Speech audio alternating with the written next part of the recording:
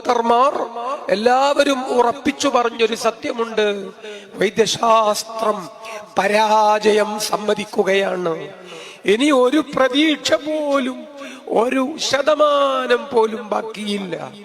9 ഡോക്ടർമാർ അതങ്ങനെ ഉറക്കെ പറഞ്ഞപ്പോൾ കണ്ണുനീരണിഞ്ഞ് അനേകായിരങ്ങൾ പ്രാർത്ഥിച്ച ആ നല്ല സന്ദർഭങ്ങൾ നമുക്ക് ഓർമ്മയുണ്ട്.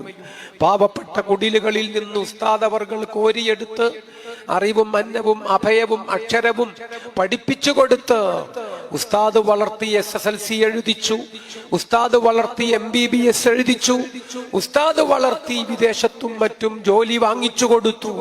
ഉസ്താദ് വളർത്തിയെടുത്ത് കോഴിക്കോട്ട് ആരുദ്രാലയങ്ങളിൽ 5 അക്ക ശമ്പളവും 6 അക്ക ശമ്പളവും വാങ്ങുന്ന രൂപത്തിൽ ഉസ്താദ് തന്നെ നിയമിച്ച ഡോക്ടർമാർ, അവരുൾപ്പെടെയുള്ളവർ അവരാണ് പറയുന്നത് വൈദ്യശാസ്ത്രം പരാജയം സമ്മതിക്കുകയാണ്.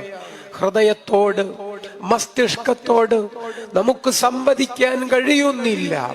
സുബ്ഹാനല്ലാഹ്, അനേകായിരങ്ങൾ ഉമ്മമാരുൾപ്പെടെ ഒരിക്കൽ പോലും ജീവിതത്തിൽ കണ്ടിട്ടില്ലാത്ത, എന്നാൽ ഹൃദയത്തിന്റെ ഉള്ളിൽ ആ രാജകുമാരനെമ്പാടും സ്ഥലം മാറ്റിവെച്ച നല്ല ഹൃദയ വിശാലതയുള്ള എത്രയോ നല്ല മനുഷ്യന്മാർ, അവരെല്ലാവരും പ്രാർത്ഥിച്ചപ്പോൾ സുബ്ഹാനല്ലാഹ്, കാലിന്റെ നഖത്തിന്റെ വിരലുകളുടെ നഖത്തിനടിയിൽ സൂചി കുത്തിക്കയറ്റി നാടൻ രൂപത്തിൽ ഒരു അവസാന പരീക്ഷണം ഡോക്ടർമാരിൽ ചിലർ ആ നേരത്ത് വേദനയോടെ അല്ലാഹ് എന്ന് നിലവിളിച്ച ഉസ്താദ്, അൽഹംദുലില്ലാഹ്, പിന്നെ ആ മുറിയിൽ സന്തോഷത്തിന്റെ ആന്തോളനങ്ങളാണ്.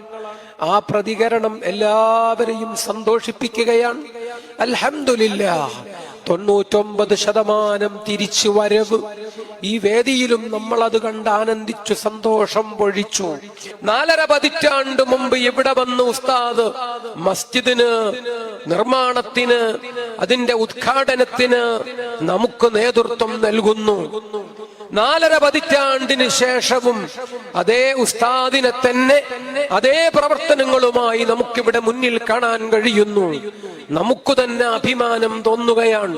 അള്ളാഹു ആ ജീവിതത്തിൽ നൽകിയ വലിയ വലിയ അവസരങ്ങളെ കുറിച്ച്. ലണ്ടൻ നഗരത്തിൽ പുതിയൊരു മസ്ജിദ് നിർമ്മാണം, ആ നിർമ്മാണത്തിന് ഉസ്താദ് അവർകളുടെ സഹായം ആവശ്യപ്പെട്ട് ഉസ്താദിനെ കാണാൻ കേരളത്തിലെത്തി യൂറോപ്പിലുള്ള ചില സഹോദരങ്ങളെന്ന് നാം തിരിച്ചറിയുമ്പോൾ